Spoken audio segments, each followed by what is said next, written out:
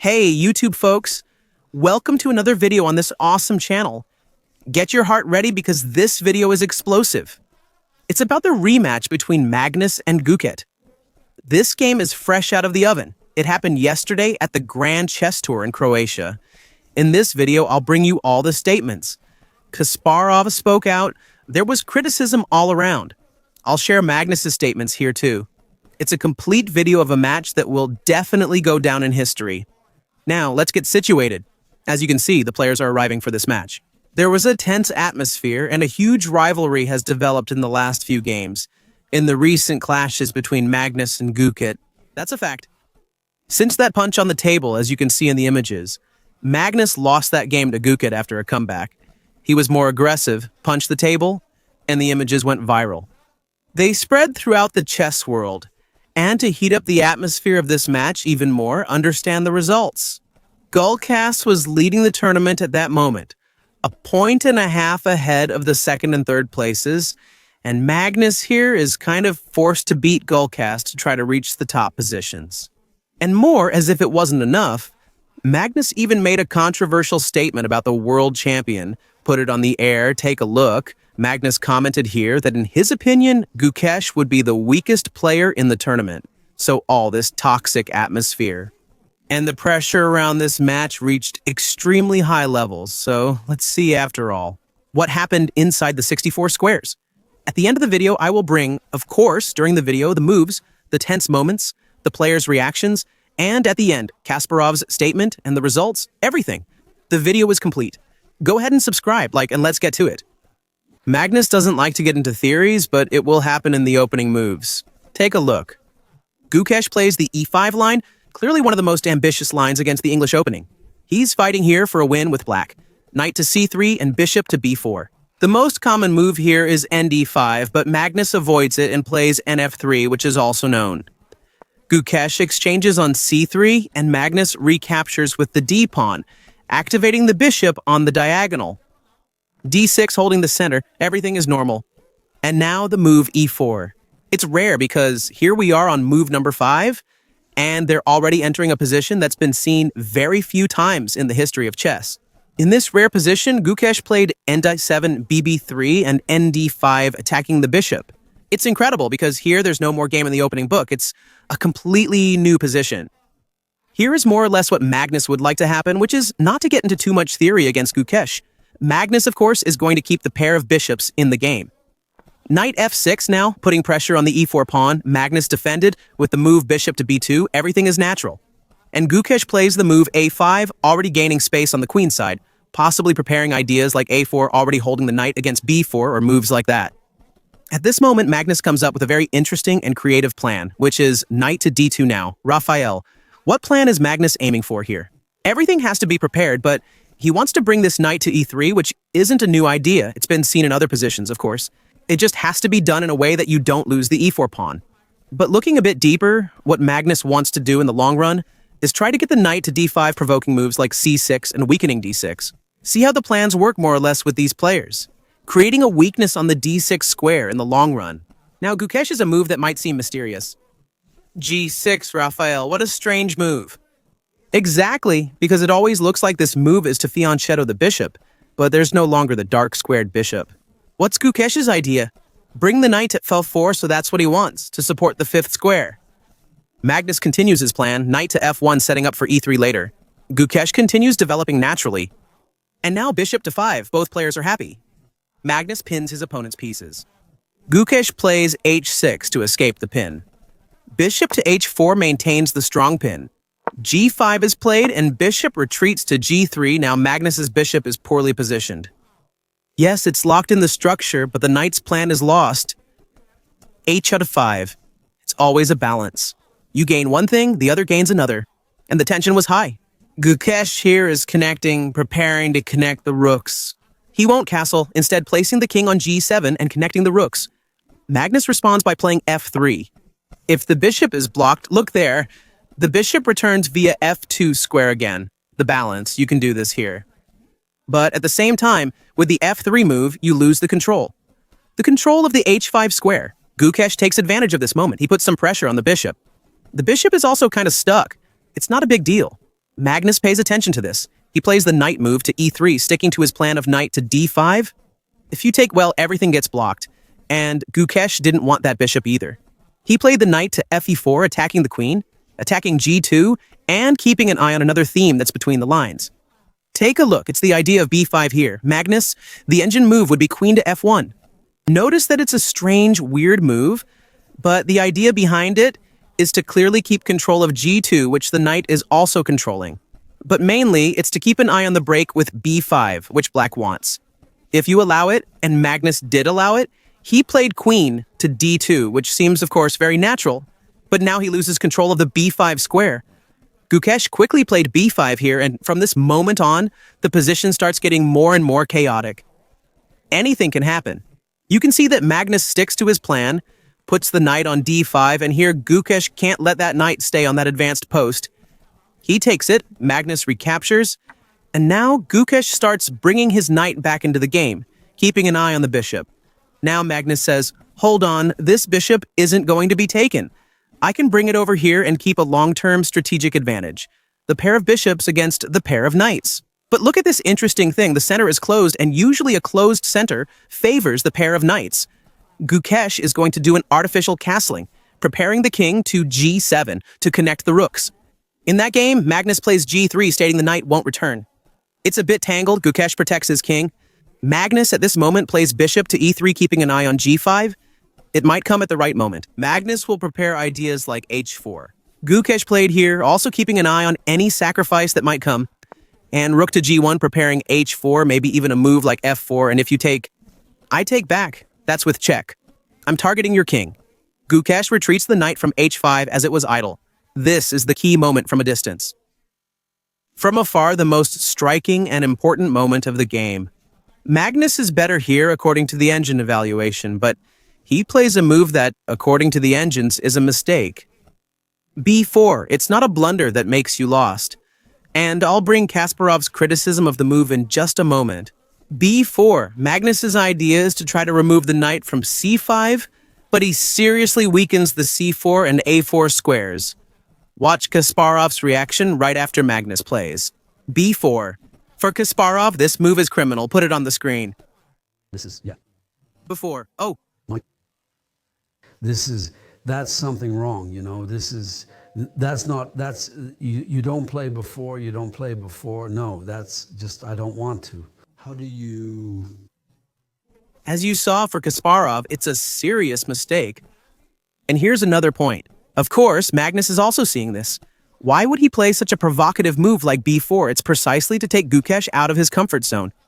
That could be one way to look at it, but clearly it's a mistake. There's no doubt about it. This move is a mistake, weakening c4 and a4, and you'll see that Gukesh is going to try to take advantage of this. He captures on b4 and brings in the knight. The knight on a4 is well placed, threatening to capture and apply pressure with the rook along the file. Breaks like c6 are possible at the right moment, and the knight can also maneuver to c4 when the time is right. These are all ideas you can have in this position. Magnus here, he plays bd3. He's trying to break Gukesh's coordination or force him to defend by holding this pawn here. Magnus is making a point, but Gukesh didn't fall for it. He played c6, seemingly defensive for now. What's his aim? Gukesh demonstrates his exceptional positional chess understanding in the following moves, which open up the position. Magnus here said, well, if a pawn is offered, I won't look a gift horse in the mouth, and he took that pawn, weakening the d6 square, which was an idea we saw back in the opening when he played knight f1. But Gukesh opens up the position. He plays the move d5. This is extremely important for us to understand. Magnus has limited options. After the exchange, Gukesh's knight is on c-file. Tactics abound with b4 and e5 pawns under attack. Now notice here a very important exception to the rule. This was even mentioned in Lay Tone's analysis on chess.com, top-notch and out of this world, where you can see that Gukesh opens the center with the pair of knights. It's known in theory that when you have the pair of bishops, you want to open the center, because the bishops cut across everywhere. But no, in this position, it's more important to open the center, even though I have the pair of knights, because I want to get to the king who's in the middle of the board. So Gukesh found an exception to the rule and opened the center with a pair of knights. And what happens from here on? is, in fact, war. Notice that Magnus saw that the b4 pawn is falling. He weakened this pawn. He plays the move a3 holding on. Now there's a threat to take the b5 pawn, and Gukesh defended dynamically. He played rook to d8 Raphael. The pawn is falling here. What did Magnus play? Rook to c1. Raphael already told you. Stop with the chess, I can't understand. Why didn't he take the pawn that's being offered? Because it's a rook right in the queen's face. Take this move, it's over. Everything fell apart. I attacked your queen. I attacked the bishop. The queen can't defend the little bishop. Game over. You're going to lose material. What did Magnus do? Rook to c1. Which creates a mystery. Because it still allows, look there. If you take here, it allows the same knight c3 that will happen. Notice that Gukesh plays r to 6. Speaking, I don't need to change my defense. The rook is still right in front of your queen. You can't take here, and Magnus took it. Raphael, and where's the question mark? It's a correct move, it's risky, but it's a correct move. An interesting evaluation by Magnus is going to lead to an unbalanced position. Gukesh played the same line, which is the knight move, knight to c3. It attacks your queen, it attacks your bishop. How do you defend? Magnus noticed the subtlety and played rook to c1, followed by bishop to c5. And now, of course, he's keeping an eye on that knight. And he kind of pins the queen's capture. So the position got complicated, but here, this line allows a 2-for-1 exchange where Magnus will trade a rook for 2 knights. So the bishop pair will be gone. Take a look. Gukesh, he captured the bishop. Of course, Magnus will be down material. He took that rook and Gukesh recaptured. And at the end of the line, Gukesh has a pair of knights for a rook. You can see in the images, everything was played quickly, on the move. In this part here with the exchanges, it was something very concrete. Now, the position is unbalanced because Gukesh has those 2 for 1. Magnus has 3 passed pawns over here, but the king is in the center, and that's a serious issue. Here in Magnus's position, you can see that Magnus is worried about this. He starts trying to hide the king. The position is extremely difficult. From this moment on, time was getting tight. Gukesh now brings the knight to b6. Look at the weakness of that square. Op4, the weakness of the pawn on a 3. The pawn on c6 is also a target. c8 is very well protected already against any promotion. Magnus played queen d3, holding the queen's side pawn, while Gukesh played queen e6, aiming to control c4, enter that square, and take on a 3. The position is dramatically worsening for Magnus. He plays rook of 5, eyeing the pawn, and rook e1 might come, complicating things. Gukesh found the engine-approved move here. Ooh, 4 again, opening up the position, going after the vulnerable king that Magnus has here on f2. It's dramatic here, because you can't take since I take with the knight and give you a fork. I'll win the exchange and everything falls apart. Magnus here gets out of the pawn's attack with check, and when Gukesh moves the king, Magnus plays rook d1 saying, no problem, the knight is falling, everything is falling apart. But again, Gukesh played the move that the engine considers brilliant, which is taking on f3, leaving the knight hanging because you're getting mated in 2, you can't go into that. The king's position became very dangerous. And in all this, Magnus makes another mistake in this game. And look at the time, Raphael, it's extremely tight, but this move is bad. What was the engine's move here? The engine's way is to defend the Medusa move in a different way with rook to c2. Now it's still super complicated even with this move. From the engine, which is extremely complicated. Because soon I'm coming in with the knight. The king is in shambles, right? I don't know if you can hold this as a human.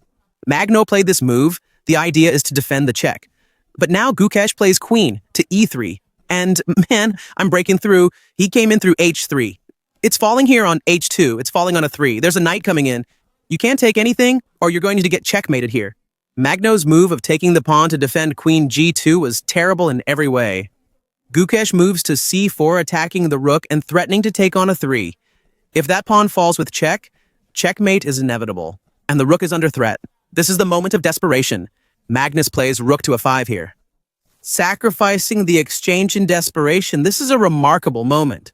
Because in the live press conference, right, where Kasparov was analyzing this game, Kasparov suggested rook to a8 for Gukesh here, which is the computer's move. Take a look. Not capturing that rook to take away the escape squares here of the king. Soon, queen to 5 gives you checkmate. It was a very fine line. But Gukesh played practically, which is also good, which is to capture on a5. Magnus recovered, and now queen to f5, leaving the king vulnerable. Here the real mess starts as the king goes to g2 the queen. Magnus tries to hide his king on c2, but the knight attacks the queen, threatening the position. Queen to d7, knight to e3 attacks the rook and threatens mate. Rook to d2 played in a desperate defense. Neruga, queen to c1 check. King to f2 Guke's move, knight to g4 terrible. How terrible, you can't take here. With a whole rook down, the position is resignable. But there's a psychological battle between the players. Magnus, despite being lost, kept fighting by playing k2 and knight e5 attacking the queen. Gukesh responded practically, targeting the c6 pawn. After Magnus moved his queen, Gukesh captured the pawn. What message is he sending? Everything is falling as he attacks the queen.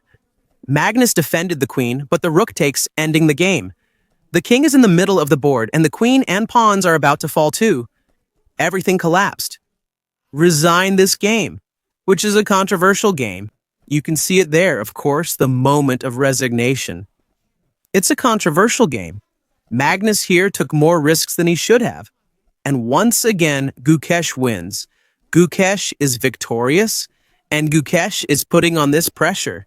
Can Gukesh really surpass Magnus? Kasparov talked about this. Rita, live on air. The precision of this move. Gukesh is playing like a machine. It's terrifying. Look at the mark here. The brilliant move for him is taken on f3.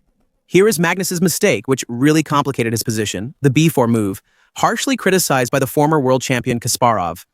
And more, notice that Kasparov made a strong statement right after this game, asking or raising the question, is this the end of the Magnus era?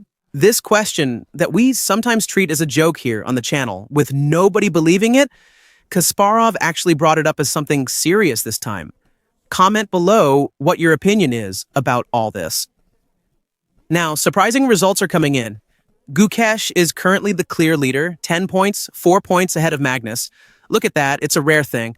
Gukesh is on fire and defeats the Norwegian once again. Comment below what you think about all this. If you like this news summary, don't forget to like it and see you in the next videos. Subtitle by Adriana Zanato.